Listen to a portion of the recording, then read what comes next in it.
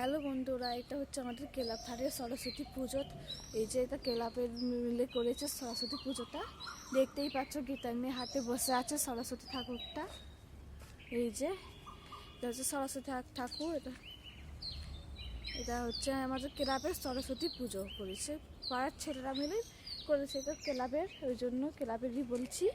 এইটা হচ্ছে তো মা দাঁড়িয়ে আছে, আর এখানে লোক যাচ্ছে আসছে। আর কি বলবো, এত সরস্বতী পুজো তো নেই, 3 দিন 4 দিন হতে যায়। এবার মনে হয় আজকে হোক কালকে হোক, আজকে ভাসান দেবে, কালকে তো বৃহস্পতিবার ভাসান দিতে নেই। আজকে বলে কিছু কিছু ঠাকুর ভাসান দিয়ে দেবে, আর কিছু কিছু ঠাকুর থাকতেও পারে, বলতে পারছি না। এটা তো ভাসান দেবে কি জানি না। ঠাকুরটা কত সুন্দর হয়েছে না বন্ধু।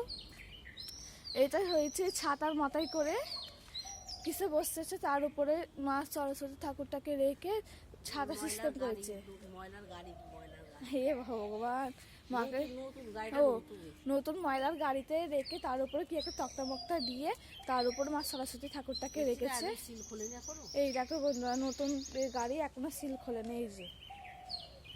এই যে নতুন গাড়ি এখনো সিল খোলেনি।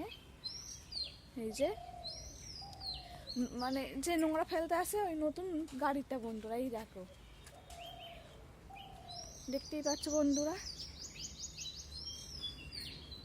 মা সরস্বতী ঠাকুরটাকে। এটা ভার কি ছোটখাটো ভার, এর মধ্যে কি আছে? এই দেখো বন্ধুরা, আমি আস্তে সব খুঁজতে শুরু করে দিয়েছি। এটা হচ্ছে ছোটখাটো ভার।